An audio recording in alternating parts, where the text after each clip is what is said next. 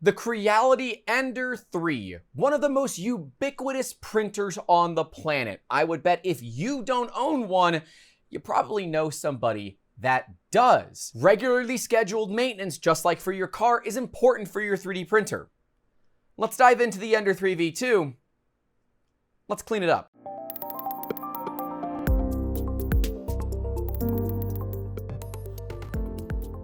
Okay, admittedly, this Ender 3 does not need anything. That's because it has actually never found its way off of the set here at 3D Musketeers. I have not put it into production yet, but that is changing this week. We just got a big shipment of material from IC3D for their annual Toys for Tots campaign. So this thing is actually going to see some life other than, us doing crazy videos with it on the channel. But that doesn't mean that these printers don't need work. And I've already noticed a few things that I didn't do right in the assembly video, which we'll card to there, and the review video, which ultimately I said, I actually quite like this printer for the price.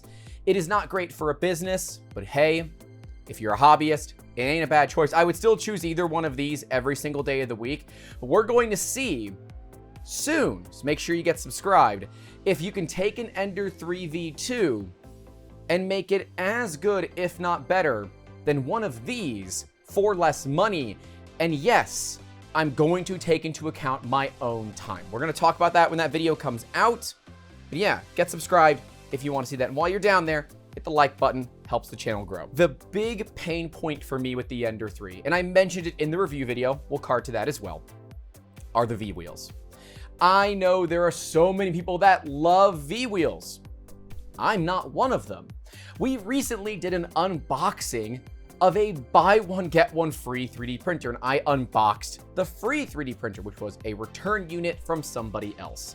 And it had its fair share of problems that I think actually apply perfectly to the Ender 3 V2. It had cracked V-wheels, a cracked extruder, among many other problems. But all of those are relatively affordable and cheap to do.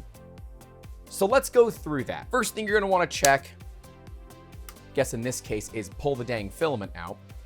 To do that, we got to turn this machine on. But you want to check to make sure that your extruder idler, right here, you guys can see on the top-down camera right here, make sure that this thing is in one piece. It is common that over time, the spring applying pressure onto it can actually damage the plastic that this arm is made out of. It's a well-known failure in the industry for this. So well, in fact, that this one hasn't even broken yet, and I've already ordered replacements for it. They're here. They're going to be going on soon. Do need to get this thing heated up.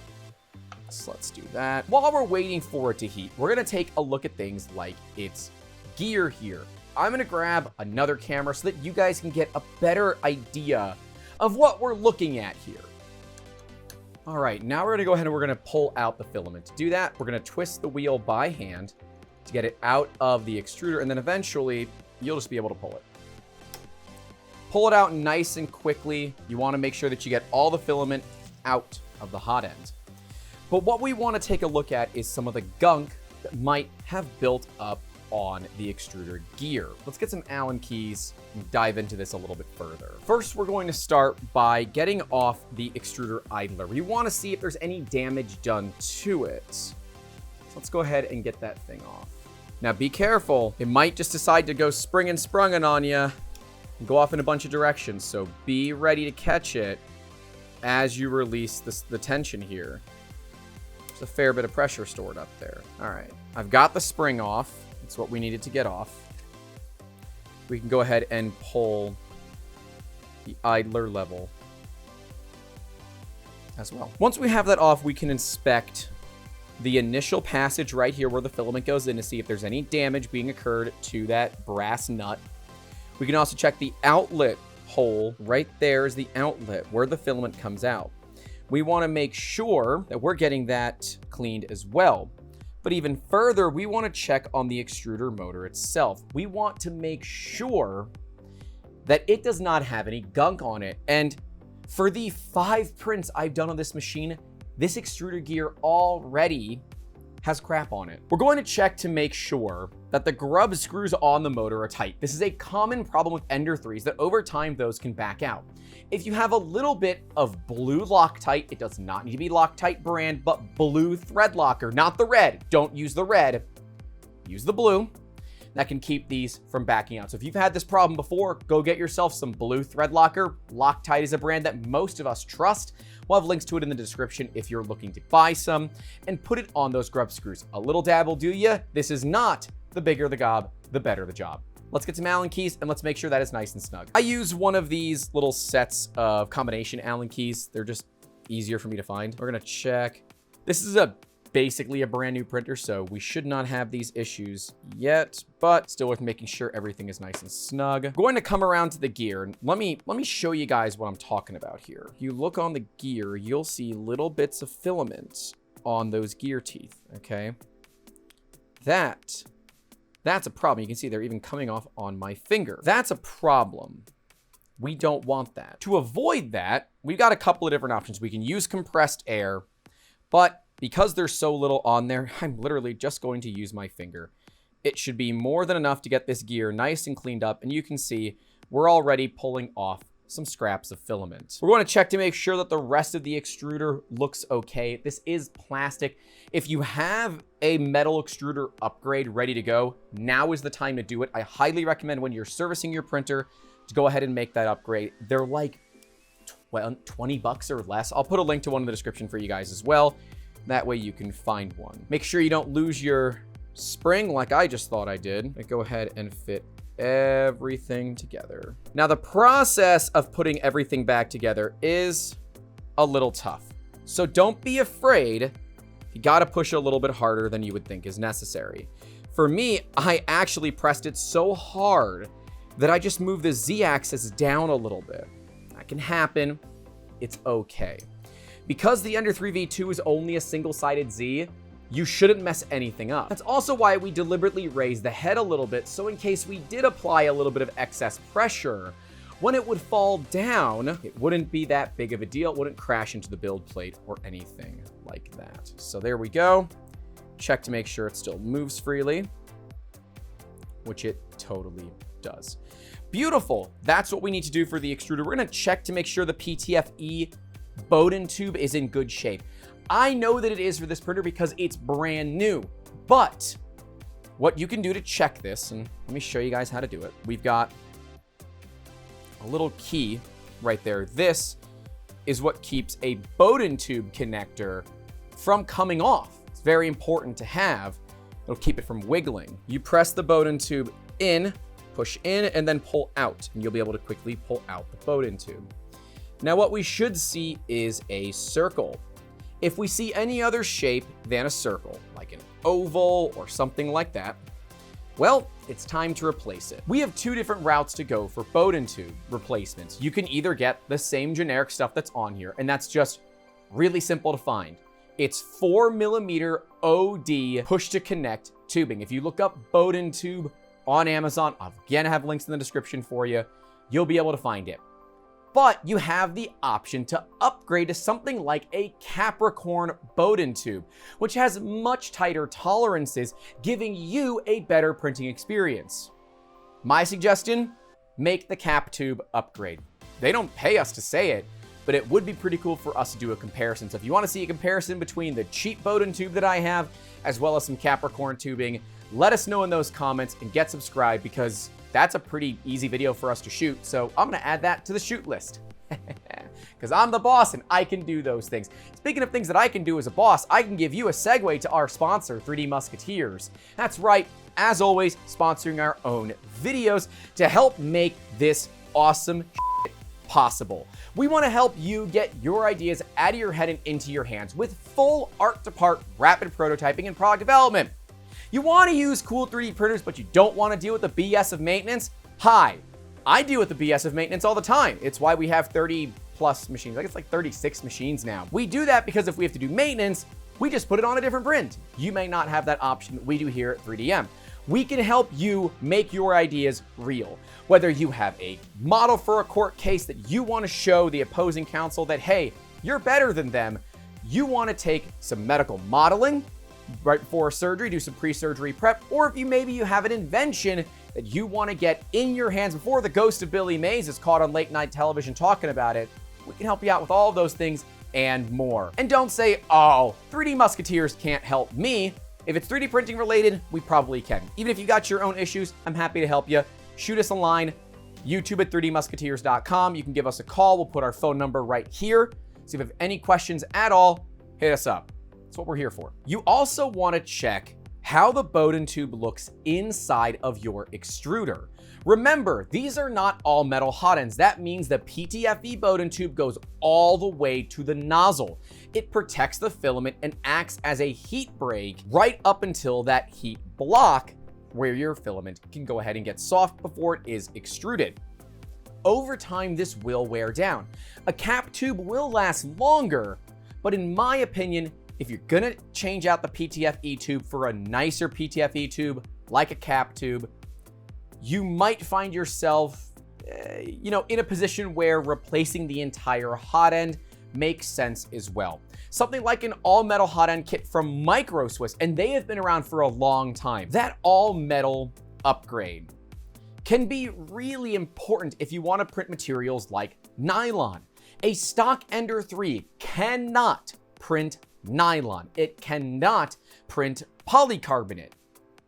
Well, okay, it should not. You will damage your PTFE tube. Understand, above 255 degrees centigrade, PTFE, otherwise known as Delrin, breaks down, and it off-gasses formaldehyde. Yes, the same formaldehyde that we used to use, I don't think we use it anymore, to embalm bodies.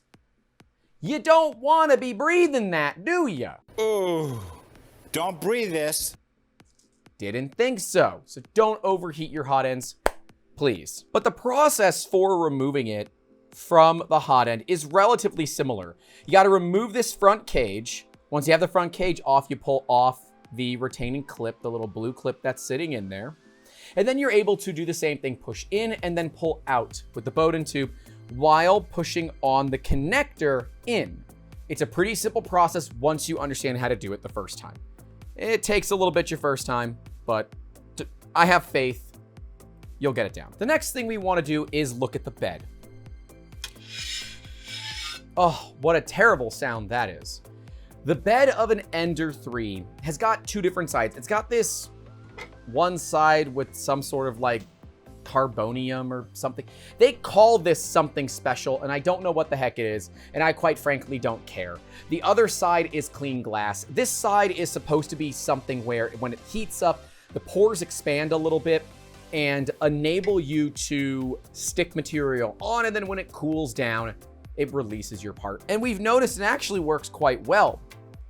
What I'm told is over time, it will tend to mess up. So to make sure that it stays as clean as possible, we're gonna grab the alcohol once again. We're gonna go ahead and put a little bit on the bed, get it cleaned off. Now, I shouldn't have to tell you this, but I'm gonna tell you this. Don't do this when the printer is hot, okay?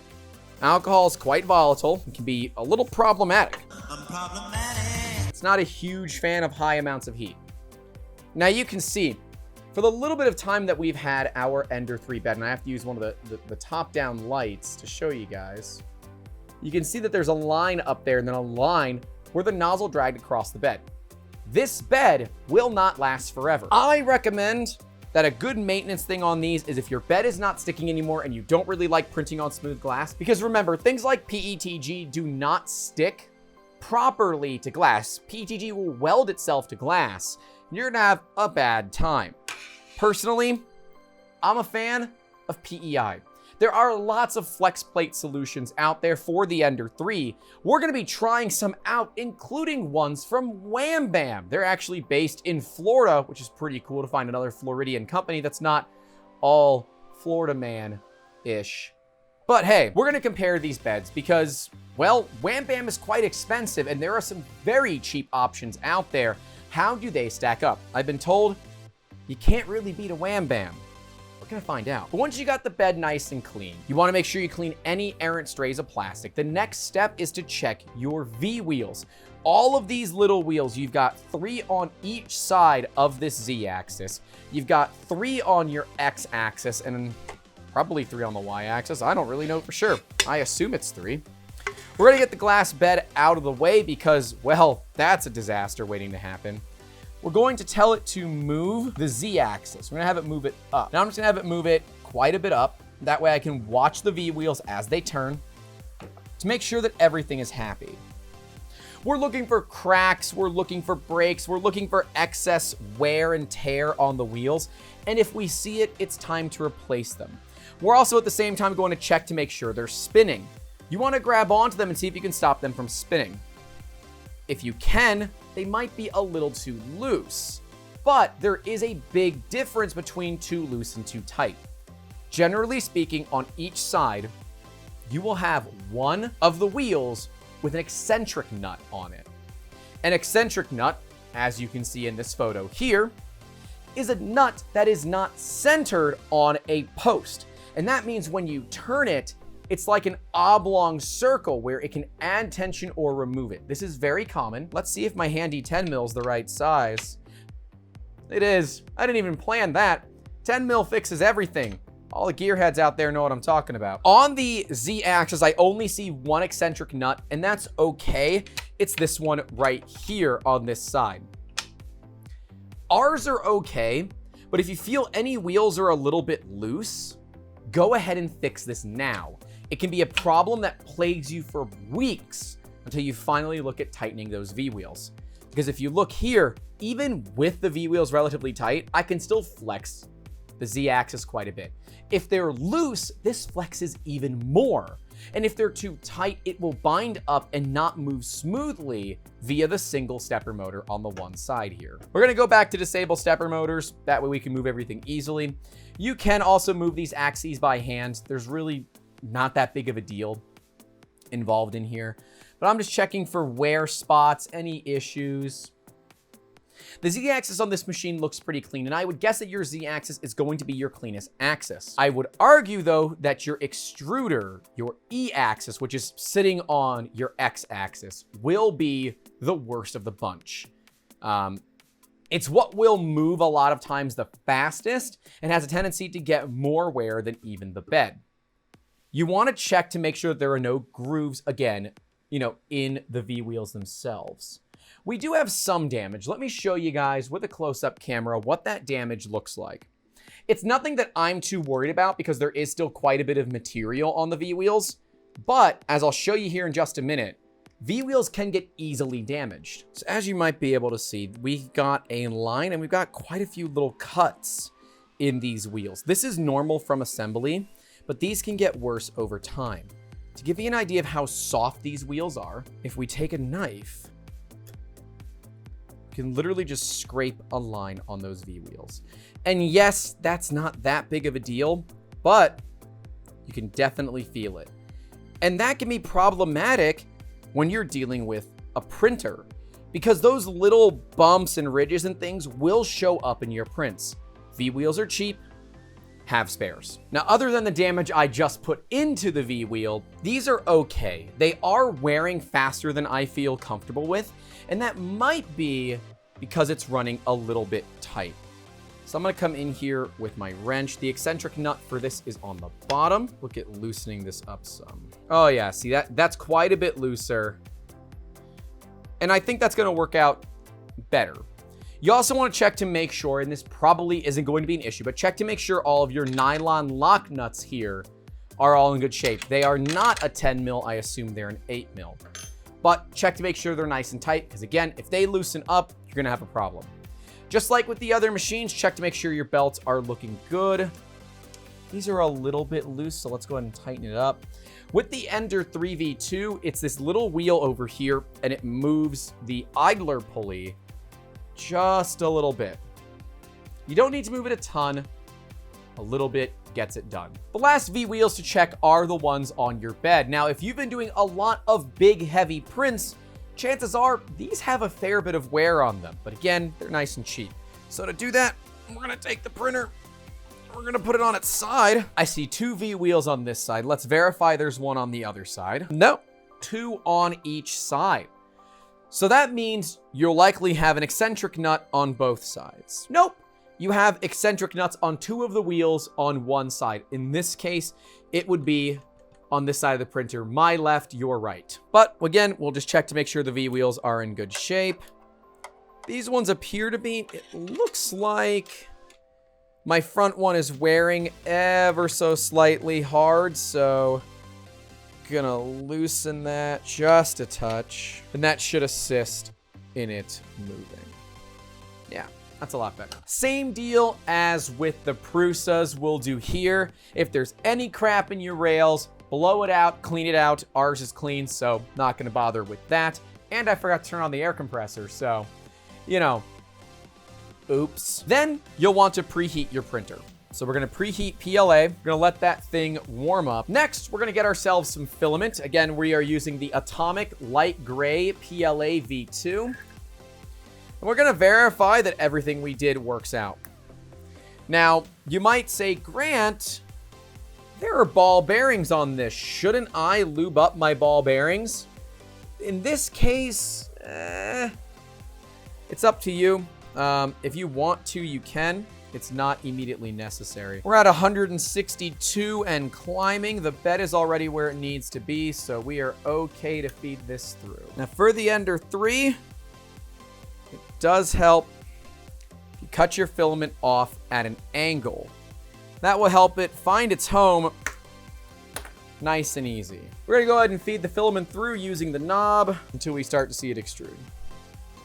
We are at temp, so this is totally fine. I can see the filament as it's going through because the studio lights are so bright. There we go.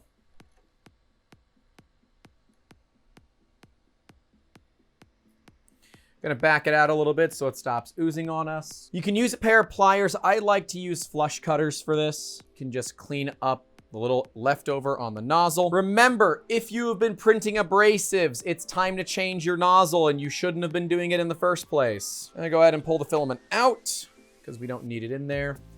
We can take a look to see if there's any extra garbage on the tip of the filament. There is not.